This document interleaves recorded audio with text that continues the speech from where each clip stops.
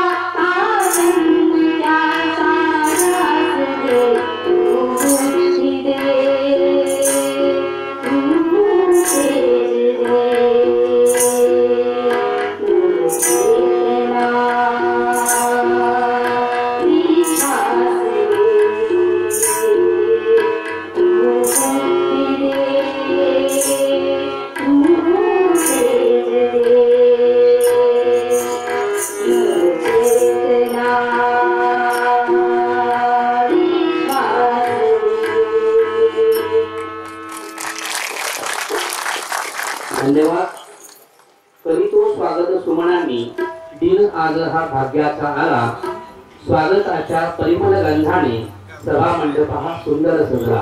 त्यानंतर मान्यवरांचं शब्द सुमनाने या ठिकाणी स्वागत संपन्न होते। स्वस्ती मॅडम आणि टीमला विनंती आहे स्वागत गीत सादर करावं।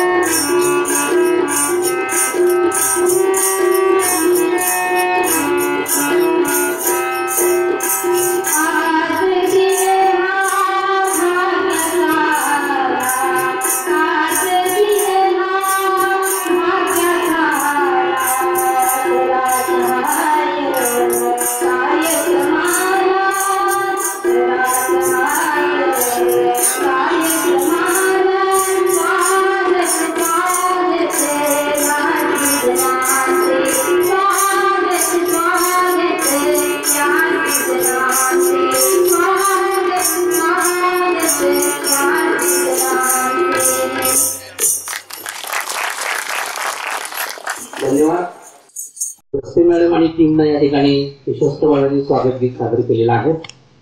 27 फेब्रुवारी 2021 युवा शिरवाडकर कथा कुसुमाग्रज यांचा जन्मदिवस। मराठी राजभाषा गौरव दिन म्हणून आपण हा दिवस साजरा करतो।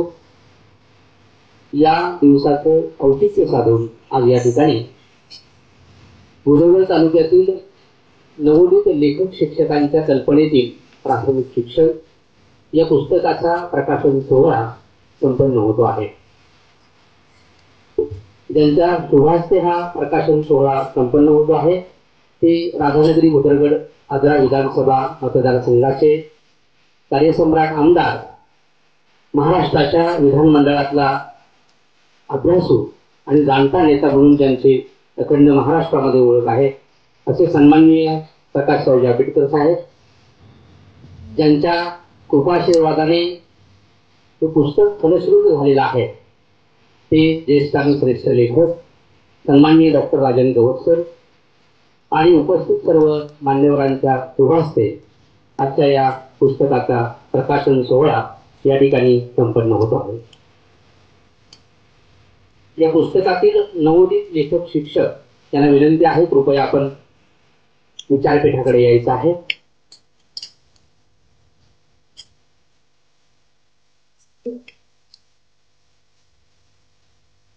विचारपीठावरील मान्यवर या ठिकाणी या पुस्तकाचा प्रकाशन सोहळा संपन्न करतील। या पुस्तकामध्ये ज्या नवोदित लेखकांनी आपलं लेखन केलेलं आहे त्या सर्व लेखक महोदयांना विनंती आहे कृपया आपण विचारपीठाकडे यायचं आहे।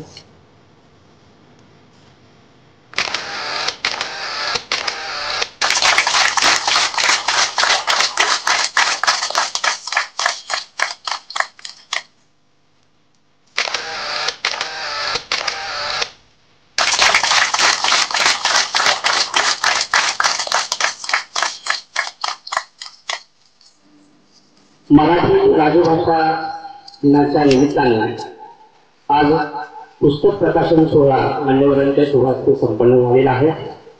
लाभले आम्हास भाग्य बोलतो मराठी, जाहलो हरेक धन्य ऐकतो मराठी, धर्म पंथ जात एक जाणतो मराठी, एवढ्या जगात मानतो मराठी, अशी ही मराठी भाषेची थोरवी. आज मराठी भाषा गौरव दिनाच्या निमित्तानं पुस्तक प्रकाशनाचा हा सोहळा या ठिकाणी संपन्न झालेला आहे. यानंतर या कार्यक्रमाच्या स्वागत प्रास्ताविकासाठी मी विनंती करतो आहे सन्माननीय अशोक कवलेकर यांना. सन्माननीय व्यासपीठ आणि व्यासपीठासमोर बसलेले सर्व सन्माननीय बंधू आणि भगिनी, मराठी राजभाषा दिनाचं औचित्य साधून आता आमच्या कल्पनेतील प्राथमिक शिक्षण या पुस्तकाचं प्रकाशन झालं आणि मराठी साहित्यात एका नव्या पुस्तकाची भर पडली. या पुस्तकाची जन्मकथा थोडक्यात अशी: 20 जून 2020 रोजी आपल्या बुधरगड पंचायत समितीचे उपक्रमशील शिक्षण विस्तार अधिकारी माननीय दीपक मेंगाणे साहेब यांनी सर्व शिक्षकांसाठी एक स्पर्धा आयोजित केली आणि विषय होता माझ्या कल्पनेतील प्राथमिक शिक्षण. बुधरगड तालुक्यातल्या 530 शिक्षकांपैकी 70 शिक्षकांनी यासाठी निबंध लिहिले. 70 शिक्षकांनी लिहिलेले निबंध प्रथम प्राध्यापक युवराज देवारे कर्मवीर हिरे महाविद्यालय यांनी तपासले आणि त्यातून 16 निबंधांची निवड केली.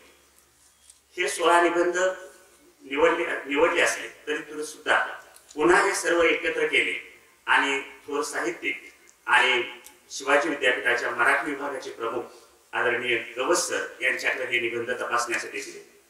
पुन्हा त्यांनी जेव्हा हे निबंध तपासले तेव्हा त्याच 16 निबंधांची निवड झाली आणि त्यांनी हे 16 जण बरं लिहितात अशी मान्यतेची मोहर त्यावर उमटवली. आता त्यांनी बरं लिहितात असं म्हणणं ही फार मोठी गोष्ट आहे आणि त्यानंतर त्यांनी बरं लिहितात अशी मोहर उमटवल्यानंतर या निबंधाचं पुस्तक करावं अशी संकल्पना सुद्धा त्यांनी मेंगाणे साहेबांना सुचवली. ही कल्पना सुचवल्यानंतर पुन्हा या 16 लेखकांची एक बैठक घेण्यात आली. 1-2 बैठका झाल्या आणि त्यामध्ये असं ठरलं की निबंधाची मर्यादा ही 500 शब्दांची होती. मग 500 शब्दांमध्ये निबंध लिहित असताना अनेक लेखकांनी संकल्पना अर्धवट सोडल्या होत्या. मूळ हेतू असा होता की ही स्पर्धा आहे, 500 शब्दांपेक्षा जास्त शब्द झाले तर कदाचित आपला नंबर येणार नाही या भीतीने अनेकांनी आपल्या कन्सेप्ट अर्धवट सोडल्या होत्या, संकल्पना अर्धवट सोडल्या होत्या आणि त्यामुळे त्या पूर्ण करण्यासाठी या 16 लेखकांना पुन्हा मुभा देण्यात आली आणि त्यांना सांगण्यात आलं की तुम्हाला जितकं लिहायचं आहे तेवढं लिहा.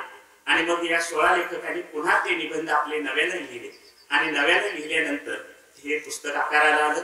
या पुस्तकाचं संपादन आपले शिक्षण विस्तार अधिकारी माननीय मेंगाणे साहेब यांनी केलं आणि हे पुस्तक हे केल्यानंतर संपादनही केलं आणि त्याबरोबर त्याच्यात त्यांनी काही लेखनही केलं. हे लेखन करण्याच्या पाठीमागची भूमिका त्यांची अशी होती की आपल्या शिक्षकांच्याकडून जे लेखन झालंय त्याच्यामध्ये ज्या काही त्रुटी राहिल्या त्या त्रुटी दूर करणं आणि आपले हे जे निबंध आहेत हे निबंध ज्यांनी तपासले ते कोणत्या निकषावर तपासले ते निकष सुद्धा या ठिकाणी नियोजित करण्यात आले.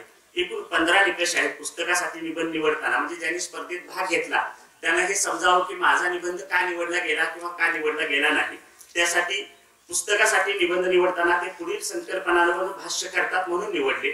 त्यातल्या काही संकल्पना अशा आहेत: शिक्षणाचा दर्जा व गुणवत्ता, शिक्षकांचा दर्जा आणि त्याचं प्रशिक्षण, शिक्षणातून मूल्यांची रुजवणूक, शिक्षण आणि समाज सहसंबंध, शिक्षणातील तंत्रज्ञानाचा वापर, दर्जेदार भौतिक सुविधांचा शिक्षणावर होणारा परिणाम, तणावमुक्त भयमुक्त स्पर्धाविरहित शिक्षण, शिक्षकावरील अशैक्षणिक कामाचे परिणाम, इंग्रजी माध्यमांच्या शाळांचं प्रस्थ आणि मातृभाषा शिक्षणाचं महत्व, विद्यार्थ्यांची गुणवत्ता आणि जीवन कौशल्यांचा विकास, सुजाण पालकत्व, पर्यावरण आणि आरोग्य साक्षरता, प्रशासकीय अधिकारी व प्रशासन यांच्याकडून शिक्षकांच्या अपेक्षा, शिकण्याचं आणि शिकवण्याचे नवीन दृष्टिकोन, पूर्व प्राथमिक शिक्षणाचा विचार, मुलींचं दिव्यांगांचं स्थलांतरितांचं शिक्षण आणि दर्जेदार कला व क्रीडा शिक्षण.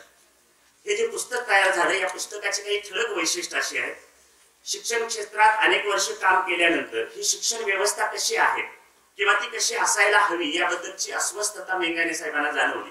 ती अस्वस्थता त्यांनी सर्वांसमोर बोलून दाखवली आणि या अस्वस्थतेतून शिक्षकांना आपले इतक्या वर्षातले अनुभव मांडण्यासाठी व्यासपीठ निर्माण करून दिलं आणि त्यातून या पुस्तकाची निर्मिती झाली. शिक्षणाच्या क्षेत्रात काम करताना इथली माझी जबाबदारी काय आहे, मी काय करायला हवं, मी प्रयोगशील होणं का गरजेचं आहे आणि ही व्यवस्था बदलायची असेल तर मी काय करू शकतो या चिंतनाला उद्युक्त करणारे हे पुस्तक आहे. शिक्षणाशी संबंधित विद्यार्थी, पालक, शिक्षक, अंगणवाडी सेविका, प्रशासनातले अधिकारी या सर्वांना विचार करायला लावण्याचे सामर्थ्य या पुस्तकात आहे. या पुस्तकात केलेल्या सर्व चिंतनात आणि लेखनात गुणवत्तापूर्ण आणि दर्जेदार शिक्षण केंद्रस्थानी आहे, त्याचा वारंवार उल्लेख आढळतो. शिक्षण व्यवस्थेतील अनेक प्रश्न आणि समस्या मांडून त्या सोडवण्यासाठी काय करता येईल याचा उहापोह या पुस्तकात करण्यात आलाय. शिक्षण व्यवस्थेत आमूलाग्र बदल आजच नाही घडवले तर भविष्यात कोणत्या परिणामांना सामोरं जावं लागेल यावर हे पुस्तक भाष्य करतं. आणि शिक्षणाबद्दल विद्यार्थी, शिक्षक, पालक, प्रशासन यांच्यात शाश्वत आणि सुदृढ विकासाचा दृष्टिकोन कसा विकसित होईल याचा विचार या पुस्तकात केलाय. पुस्तकाची रचना 2 भागात केलेली आहे. जे 16 निबंध पुस्तकासाठी निवडण्यात आले त्याचा एक पहिला भाग केला आणि दुसऱ्या भागामध्ये ज्या निबंधांची निवड झालेली नाही पण त्याच्यामध्ये काही चांगल्या संकल्पना मांडल्या गेल्या आहेत, वैशिष्ट्यपूर्ण बाबी मांडलेल्या आहेत, त्या संकल्पनांचं विवेचन केलं. दुसरा मुद्दा त्यातला असा की सर्व निबंध लेखक शिक्षकांच्या नजरेतून, म्हणजे निबंध जरी 70 जणांनी लिहिले असले तरी निबंध लेखकांच्या नजरेतून काही मुद्दे सुटलेले आहेत, काही विचार जे दर्जेदार आणि गुणवत्तापूर्ण शिक्षणासाठी आवश्यक आहेत, अशा बाबींचा विचार या ठिकाणी केला. आणि तिसरा महत्वाचा मुद्दा की एक शिक्षण विस्तार अधिकारी म्हणून त्यांनी आजपर्यंत जी सेवा केली तो आपल्या अनेक वर्षाचा अनुभव, आपलं चौफेर वाचन आणि सूक्ष्म निरीक्षण यातून या सर्व निबंधांवर केलेलं चिंतन मांडलं आणि या सगळ्या निबंधांचा परीख, त्याची कक्षा थोडी व्यापक करण्याचा प्रयत्न त्यांनी केलाय. यातून त्यांचा शिक्षणाकडे पाहण्याचा दृष्टिकोन स्पष्ट होतो. शिक्षण क्षेत्राशी असलेली त्यांची बांधिलकी या ठिकाणी आपल्याला दिसून येते. हे जे 54 निबंध बाजूला काढले त्या 54 निबंधांचे त्यांनी 8 घटक निश्चित केले. ते असे: शिक्षकांच्या मनातील शिक्षणाचं स्वरूप, 2 शिक्षक, 3 विद्यार्थी, 4 शिक्षणातील तंत्रज्ञानाचा वापर, 5 प्रशासकीय पर्यावरण, 6 मूल्यमापन प्रक्रिया, 7 मूल्य शिक्षण आणि 8 पालकत्व. या प्रमुख 8 घटकांवरील शिक्षकांची मतं त्यांच्या नावासहित या पुस्तकात छापलेली आहे. म्हणजे आपला निबंध नंबरात बसला नाही, पुस्तकात छापला नसला तरी आपल्या काही महत्वाच्या संकल्पना त्यामध्ये घेतलेल्या आहेत आणि यातली कोणती मतं प्रशासनानं स्वीकारावीत, शैक्षणिक धोरण निश्चित करणाऱ्यांनी स्वीकारावीत, शिक्षकांनी, विद्यार्थ्यांनी, पालकांनी स्वीकारावीत याबाबत आपलं चिंतन मांडलं. या पुस्तकात केवळ शिक्षकांचे प्रश्न मांडलेले नाहीत किंवा ते प्रश्न मांडून सोडवण्याचा प्रयत्न केलेला नाही, केवळ शासनाला दोष देण्याचा प्रयत्न केलेला नाही, तर शिक्षक म्हणून माझं काय चुकतं हे प्रथम पाहिलं पाहिजे आणि त्यासाठी स्वतःमध्ये सुधारणा करायची असेल तर स्वतःचं कठोर परीक्षण करण्याची आपली भूमिका त्यांनी या दुसऱ्या भागात मांडलेली आहे. त्यातल्या या 8 मुद्द्यांवरचा काही संक्षिप्त विचार असा. पहिला मुद्दा शिक्षकांच्या मनातील शिक्षणाचे स्वरूप. याबद्दल अनेक शिक्षकांनी, म्हणजे जवळजवळ 70 शिक्षकांनी आपापल्या व्याख्या केलेत. त्यामध्ये 2 भाग केलेत. काही सकारात्मक व्याख्या आहेत, काही नकारात्मक असं म्हणण्यापेक्षा सडेतोड वास्तव भूमिका मांडणारे आहेत. एक आदर्शवादी व्याख्या अशी आहे: मानवी शिक्षण मानवी जीवनाला स्थिरता देतं, शरीराला श्रमाकडे, बुद्धीला सत्याकडे आणि भावनेला माणुसकीकडे नेणारा मार्ग म्हणजे शिक्षण, असं स्नेहल देसाई कुंभारवाडा यांना वाटतं. काही परखड आणि वास्तव दृष्टिकोन असलेल्या व्याख्या आहेत. त्यामध्ये सध्याच्या शिक्षणाला घोका आणि ओका असं स्वरूप प्राप्त झाले असं संजय कांबळे मुदाळ यांना वाटतं. काय व्हायचं हे ठरवून शिक्षण दिलं जातं, त्यामुळे शिकण्यातील स्वाभाविकता मागे पडत आहे असं सौ मनीषा कासार वेंगुर्ले यांना वाटतं. शिक्षण म्हणजे बाजारपेठ, शिक्षणासाठी कर्ज घ्यावं लागतं, ते सहज मिळतं, याचं कारण ही बाजारपेठ मजबूत व्हावी हेच आहे, हे असं मत सविता हजारे देऊळवाडी यांनी मांडलंय. आणि त्यावर शाळा म्हणजे एक कारखाना झाला, म्हणजे कारखान्यातून जसं काही उत्पादन निघतं तसं रॉ मटेरियल निघतं, अशी शाळेला कारखान्याची उपमा देऊन त्या आजच्या शिक्षणातलं एक भीषण वास्तव या प्रकरणात मांडलेलं आहे. दुसरा मुद्दा आहे शिक्षकांचा. गुणवत्तापूर्ण दर्जेदार शिक्षणात शिक्षकाची भूमिका कशी आहे, कशी असावी, किती महत्वाची आहे हे या प्रकरणात मांडले. विद्यार्थ्यांचे दर्जेदार व गुणवत्तापूर्ण शिक्षण न झाल्यास त्याला योग्य ते अध्ययन अनुभव देण्यात आपणच कमी पडलो आहोत हे मान्य करणं हे चांगल्या शिक्षणाचं लक्षण आहे असं श्री मनोहर साळुंखे गडदुवाडी यांना वाटतं. मुलांमध्ये जिज्ञासा जागी करून त्यांना प्रश्न विचारण्यास प्रवृत्त करतो तो खरा शिक्षक असं सौ शालन पाटील पाया चौडा यांना वाटतं. शिक्षकाच्या ज्ञानाची, आकलनाची व कौशल्याची पडताळणी करणारी परीक्षा दर 5 वर्षांनी घेतली जावी, त्यामुळे शिक्षक अपडेट होतील. जे या परीक्षेत खराब कामगिरी करतील त्यांच्यासाठी विशेष उपचारात्मक प्रशिक्षण शासनामार्फत आयोजित केलं जावं असं सुरेश शेळवाळकर यांना वाटतं. शिक्षकाच्या स्वस्थ मानसिकतेसाठी आरोग्य शिबिराचं आयोजन करावं असा मुद्दा शहाजी देसाई यांनी मांडलाय. आणि या सर्व व्याख्यानावर चिंतन करून शिक्षक कसा असावा याबद्दलचं चिंतन किंवा याबद्दलचे भाष्य या प्रकरणात केलं. तिसरा मुद्दा आहे विद्यार्थ्यांच्या बाबतीतला. विद्यार्थ्याला शाळा म्हणजे तुरुंग नव्हे तर ते मुक्तांगण वाटलं पाहिजे असं दीपाली पावसकर यांना वाटतं. विद्यार्थ्यांना प्रश्न विचारण्याची सवय लागली पाहिजे असं कुमार हेगडे यांना वाटतं.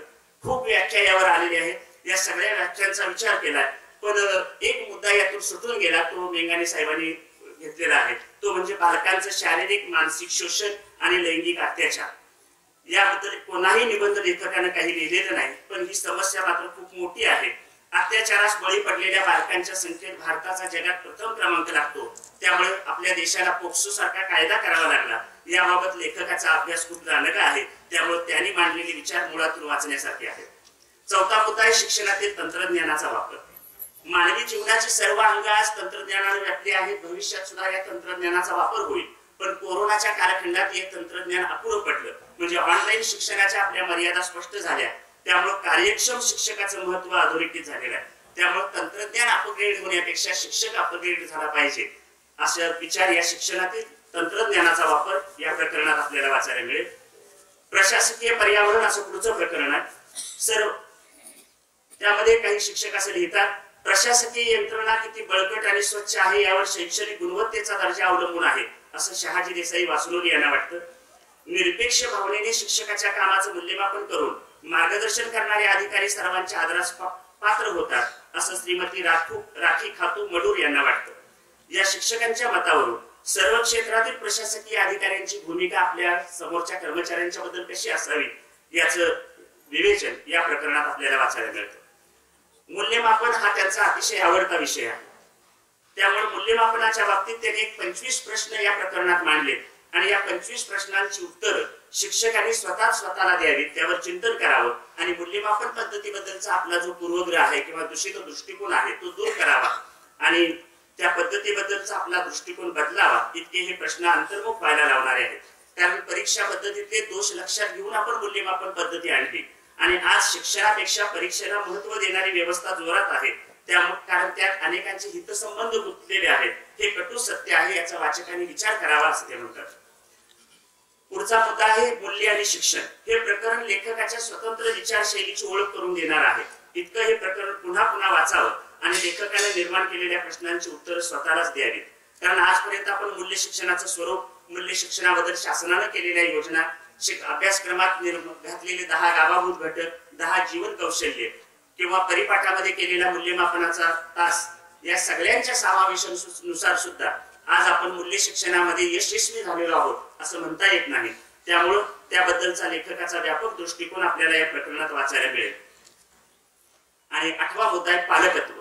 मुलाला अन्न वस्त्र निवारा देणं म्हणजे पालकत्व असं आपण समजतो, पण त्याबरोबर महत्वाचं म्हणजे आपल्या मुलाच्या मानसिकतेची जाण असली पाहिजे. हा मुद्दा या प्रकरणात त्यांनी अधोरेखित केलाय. आज आपण केवळ मार्कांच्या मागे धावत आहोत, म्हणजे चांगले मार्क म्हणजे चांगले शिक्षक. हा पालकांचा दृष्टिकोन बदलण्याची गरज आहे. किंवा चांगले मार्क, चांगला कोर्स, चांगली नोकरी, सुखासीन जीवन, हे समीकरण कुणी तयार केलं असा प्रश्न ते या प्रकरणात विचारतात. त्यामुळं हे दोन्ही भाग अतिशय वाचनीय आहेत. नंतर पुस्तकाबद्दल ज्यांचं योगदान लाभलं त्यांच्याबद्दल थोडीशी कृतज्ञता. 70 शिक्षकांनी लिहिलेले निबंध हा या पुस्तकाचा मुख्य आधार आहे. स्पर्धेचे निमित्त करून शिक्षण विस्तार अधिकारी माननीय दीपक मेंगाने यांनी आम्हाला लिहितं केलं. डॉक्टर राजन गवसर व प्राध्यापक युवराज देवाळे यांनी बरं लिहिणारे शोधून अधिक चांगलं लिहिण्यासाठी प्रोत्साहन दिलं. निबंध लेखकांच्या अमूर्त संकल्पनांना चित्रमय शैलीत मांडण्याचं अवघड काम प्राध्यापक सुधीर गुरव यांनी केलं. मुखपृष्ठापासून मलपृष्ठापर्यंत त्यांचा कलात्मक दृष्टिकोन या पुस्तकात आपल्याला दिसून येतो. अक्षर जुळणीचं कष्टप्रद काम जितेंद्र कामत यांनी केलं. प्राध्यापक विष्णू भंडारी यांनी प्रूफ रिडिंगचं काम करून पुस्तक जास्तीत जास्त निर्दोष करण्याचा प्रयत्न केला आहे. आणि पुस्तक निर्मितीचा भार भारती मुद्रणालय कोल्हापूर व दर्या प्रकाशन पुणे यांनी समर्थपणे पेलला आहे.